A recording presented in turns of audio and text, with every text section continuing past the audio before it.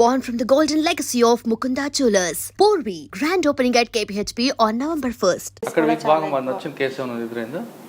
అక్కడ ఒక కేసు అండి, ఒక అమ్మాయి మర్డర్ కేసు.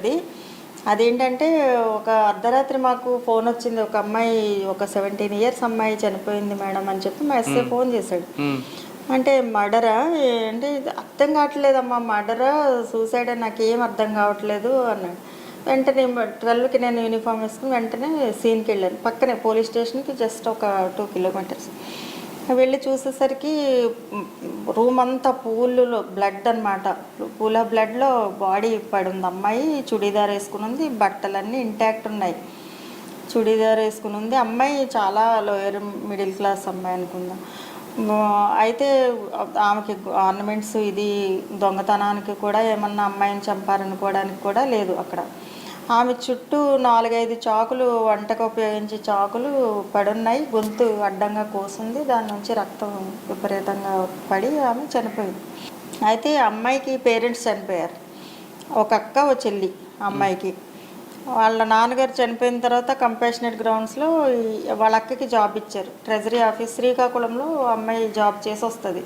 ఈ అమ్మాయి పాల్గొండ, అంటే 40 kilometers. ఈ అమ్మాయి డిగ్రీ 2nd year చదువుతుంది. ఈ వీళ్ళకి ఒక చెల్లి ఉంది, అది ఇంటర్ చదువుతుంది. అయితే ఈ అమ్మాయి ఎలా చనిపోయింది అనేది పెద్ద మిస్టరీ. వెంటనే డాగ్ స్క్వాడ్ ఇవన్నీ క్లూస్ టీమ్ అందరూ వచ్చారు. అంత అర్ధరాత్రి ఫింగర్ ప్రింట్స్ ఇవన్నీ చూసాము. ఆ పూల బ్లడ్ నుంచి బయటికి తొక్కుకుంటూ బయటికి వెళ్ళినట్టుగా కానీ లేవు, ఎక్కడి నుంచి బయటికి వెళ్ళినట్టుగా లేవు. కానీ ఈ అమ్మాయి అంతా మర్డర్ లాగే ఉంది, క్లియర్ కట్ మర్డర్ లాగా కనబడుతుంది. సో అమ్మాయి ఎస్టీ. తర్వాత మేము ఎంతకీ మర్డర్ చేసింది ఎవరు, పోలీస్ డాగ్ స్క్వాడ్ రోడ్డు మీద ఎంత పరిగెట్టినా మా బస్ స్టాప్ వరకు వెళ్ళి ఆగిపోయాయి. ఇంటి చుట్టూ తిరిగి ఆగిపోయి ఏమీ క్లూస్ లేవు. డెకాయిట్ అన్ని సీసీ ఫుటేజ్లు ఇంకా అవన్నీ చూసాం. అక్కడ టీచర్స్ కాలనీ అది. తర్వాత మా ఎస్పీ గారు కూడా వచ్చారు, ఎందుకు ఇది డిటెక్ట్ అవ్వట్లేదు, ఎందుకు దొరకట్లేదు సార్. ఇప్పుడు త్రివిక్రమ్ వర్మ గారు సార్ 2 times వచ్చారు. 2 times వచ్చినా కూడా అది దొరకలేదు. దొరకకపోతే ఎలాంటి క్లూస్, ఫింగర్ ప్రింట్స్ కానీ ఫుట్ ప్రింట్స్ కానీ ఏమీ లేవు. కానీ మేము వెళ్ళగానే ఆ మర్డర్ సీన్లో అమ్మాయి ఏం చేసింది, వాళ్ళ అక్క కూర్చుని సెల్ ఫోన్లో మెసేజ్లు డిలీట్ చేసుకుంటా కూర్చుంది. దాంతో అమ్మాయి మీద అనుమానం వచ్చింది అందరికీ. వెంటనే అమ్మాయి ఫోన్ లాక్కుని, ఎందుకు నువ్వు డిలీట్ చేస్తున్నావు అంటే ఆ పిల్ల కంగారుగా చెప్తా, అదేంటి చెల్లి చనిపోతే బోరున ఎడవాలి కానీ ఈ అమ్మాయి ఫోన్ తీసుకుని మెసేజ్ డిలీట్ చేస్తుందంటే ఏదో ఉంది అనుకుని అమ్మాయిని తీసుకెళ్ళి స్టేషన్లో కూర్చోబెడితే ఎందుకు నువ్వు డిలీట్ చేస్తున్నావు అంటే మెసేజ్లు, ఎందుకు నువ్వు ఎవరి మెసేజ్ అంటే వాళ్ళు ఎవరో బాయ్ ఫ్రెండ్కి. అయితే వీళ్ళిద్దరు కలిసి చంపేశారు. వెంటనే మీడియా అంతా బయట రెడీగా ఉంటారు కదా, ఏ చిన్న మాట అక్క చెల్లిని చంపేసిందని అప్పటికే టీవీలో స్క్రోలింగ్స్ వచ్చేస్తున్నాయి. బాయ్ ఫ్రెండ్తో కలిసి అక్క చంపేసింది. సో ఇలాగ వచ్చేస్తుంటే ఈ అమ్మాయి ఎలా కాదు, అమ్మాయి ఒప్పుకోదు, అమ్మాయిని మీ స్టైల్లో చెప్పండి అని చెప్పి అంటే అమ్మాయిని కూడా కొంచెం లేడీ కానిస్టేబుల్స్ కొద్దిగా గట్టిగా కడితే అమ్మాయి ఏడుస్తుంది. పాపం ఏడుస్తుంటే నాకెందుకు అమ్మాయి చేసినట్టుగా అనిపించట్లేదు. ఈ అమ్మాయి ఎందుకమ్మా నువ్వు మెసేజ్ చేస్తామంటే, కొంచెం అబ్బాయితో నేను కొంచెం వేరే కాన్వర్సేషన్ ఉంది, అది మీరు ఎక్కడ చూస్తే బాగోదు, ఎంబారాసింగ్ ఉంటుంది అని చెప్పి డిలీట్ చేస్తున్నాను అని అంటే అప్పుడు మాకు నమ్మకం కలిగింది. సో అయినా అసలు ఈ అమ్మాయి మర్డర్ టైంలో ఎక్కడుంది, నువ్వు ఎక్కడికి వెళ్ళావు, నేను ఆఫీస్లో ఉన్నాను మేడం, నేను పొద్దున్న వెళ్ళేసరికి బాగానే ఉంది, నేను సాయంత్రం వచ్చేసరికి డోర్లు అన్నీ వేసి ఉన్నాయి, ఎంత డోరు తలుపు కొట్టినా తీయలేదు, మరి ఎలా వెళ్ళావు నువ్వు ఎలా లోపలికంటే వెనక ఎంత హోల్ ఉంది ఆడ వంటగది డోర్కి, ఆ హోల్లోంచి నేను చెయ్యి పెట్టి గెడ తీసి అప్పుడు లోపలికి వెళ్ళాను. అంతా చూసాం, అంతా బాగానే ఉంది. ఈ అమ్మాయి టికెట్స్ ఉన్నాయా అంటే చూపించింది, బస్ టికెట్స్. తర్వాత ఈ అమ్మాయి ఆఫీస్లో ఉందా అని మన ఇది రికార్డు కూడా ఉంది, అందులో మన ఫేషియల్ రికగ్నిషన్ యాప్ ఉంటుంది కదా, అందులో కూడా అది ఉంది, ఇన్ టైము అవుట్ టైం కూడా ఉంది. సో అమ్మాయి మధ్యలో వచ్చేసి చంపి వెళ్ళిపోయి అంత అయితే లేదు. సో ఇంకెవరితోనా బాయ్ ఫ్రెండ్తో చంపించింది, వీళ్ళకి గొడవలు అన్నీ ఇంకప్పుడే మొదలయ్యాయి. వీళ్ళ పేరెంట్స్ రిటైర్ అయిన అమౌంట్ కోసం గొడవలు జరుగుతూ ఉన్నాయి వీళ్ళిద్దరు. ఈ అమ్మాయికి పెళ్ళి అయిపోతే నువ్వే తీసేసుకుంటావని ఈ పిల్ల అడుగుతుంది, అందుకే అని చెప్పి ఇంక ఇలాగ గొడవలు స్టార్ట్ అయ్యి అన్ని వెర్షన్స్ వచ్చేస్తున్నాయి. ఈ అమ్మాయి ఫోన్ కాల్స్ అన్నీ చూసాము, CDRs తీసాము, ఎవరితో ఎక్కువ మాట్లాడుతుంది, ఈ అమ్మాయికి లవర్స్ ఉన్నారంటే ఎవరు లేరు, కాలేజ్ పోయి ఎంక్వైరీ చేసాము. ఇంకో చెల్లి ఏమైందంటే అప్పుడు తెలుసు ఆ చెల్లికి ఇంకొక బాయ్ ఫ్రెండ్ ఉన్నాడు, వాళ్ళిద్దరూ కలిసి ఇంట్లోంచి వెళ్ళిపోయారు. దాని గురించి వీళ్ళిద్దరూ అక్క చెల్లి గొడవలు, నువ్వెందుకు దాన్ని అలాగ లూజ్గా వదిలేసావని ఈ మధ్య అమ్మాయి అక్కన అడుగుతుంది.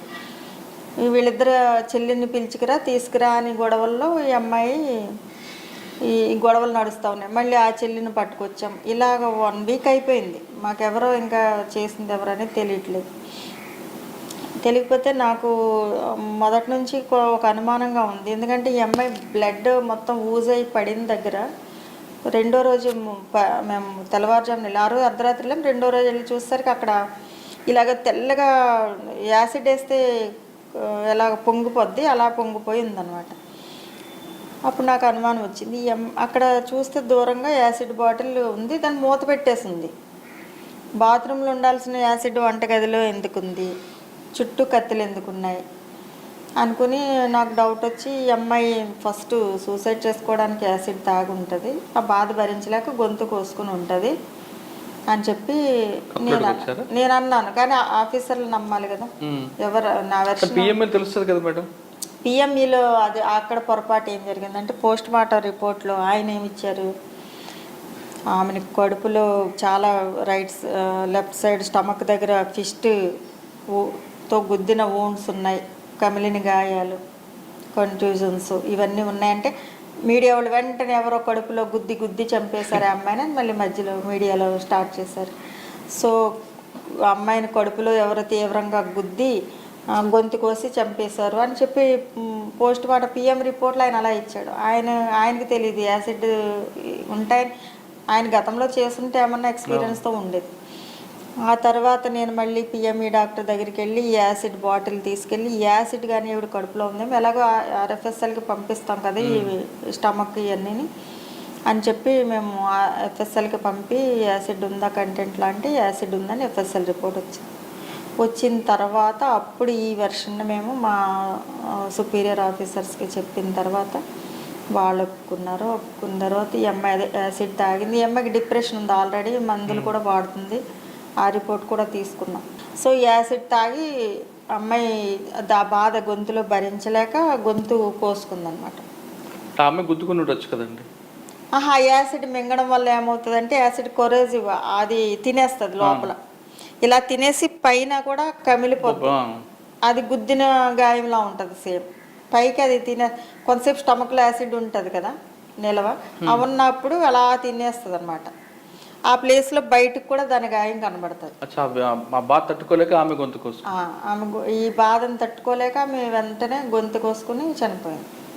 అయ్యో, కానీ స్టోరీ మాత్రం సేమ్ మర్డర్ కేసు లాగా ఉంది. ఇంకా అందరూ ఆఫీసర్స్ కాదు అది మర్డరే మీరు డిటెక్ట్ చేయలేక ఈ కథను తీసుకొచ్చారు. ఇంకా అలాగా అయ్యింది స్టోరీ అనుకున్నారా? అలా జరిగింది. కానీ తర్వాత మళ్ళీ రిపోర్ట్ వచ్చిన తర్వాత క్లియర్ అయింది అందరూ. అంటే ఇక్కడ PMI doctor correct experience person ఇవ్వలేదు.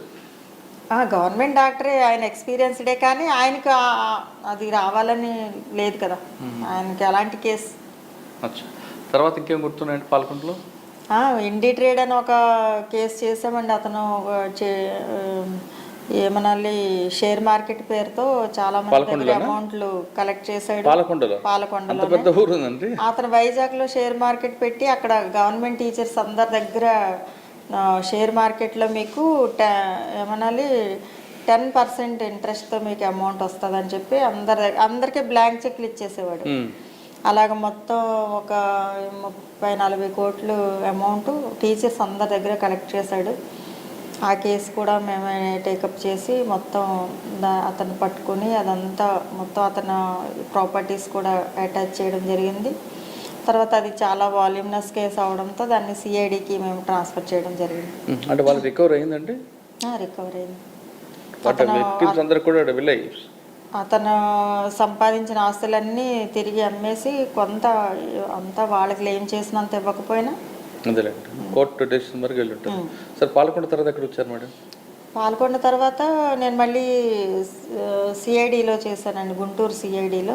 లా అండ్ ఆర్డర్ ఎక్కడ చేశారు? మళ్ళీ తర్వాత వెంటనే ఏసీపీ వెస్ట్ వైజాగ్ వచ్చాను. గుంటూరు సిఐడి తర్వాత ఏసీపీ వెస్ట్గా వెస్ట్ ఏసీపీ ఓకే విశాఖపట్నం వచ్చాను. అక్కడ కూడా ఇంట్రెస్టింగ్ ఒకటి. అంటే ఏసీపీ ఈస్ట్ వచ్చారా వెస్టా? వెస్ట్. వెస్ట్కి వచ్చి ఇంకొక ఇంట్రెస్ట్ చెప్పే ముందు సాధారణంగా విశాఖపట్నంలో కానీ ఈవ్టీజింగ్ ఇవన్నీ కనిపిస్తుంటాయి. మీకు చాలా కేసులు వచ్చి ఉంటాయి.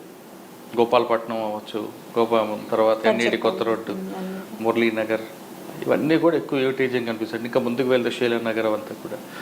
ఒక అమ్మాయి మీ దగ్గరికి వచ్చి మేడం నాకు ఈ అబ్బాయి ఈవ్టీజింగ్ చేస్తున్నాడు అని చెప్తే మీ రియాక్షన్ ఎలాగ ఉంటుందండి? మెయిన్ వాళ్ళ ఏజ్ని కన్సిడర్ చేయాలండి, తీసుకోవాలి. అంటే ఏజ్ గ్రూప్ ఎలా ఉంది ఇద్దరిది కూడా. అంటే ఇప్పుడు కాలేజ్ టీనేజ్ లెవెల్ ఉందంటే అక్కడ ట్రీట్మెంట్ ఒకలా ఉంటుంది, ఆ కౌన్సిలింగ్ ఒకలా ఉంటుంది. దానికి మించి పెద్దోళ్ళు అడల్ట్స్ అయితే ఇది సెపరేట్ కౌన్సిలింగ్ లాగా కాకుండా గట్టిగానే ఉంటుంది. మైనర్స్ అనగానే వాళ్ళని కొంచెం ఇద్దరు మైనర్స్ కాబట్టి వాళ్ళకి తెలియదు కాబట్టి ఈ చట్టాల గురించి వీటి గురించి అవగాహన ఉండదు కాబట్టి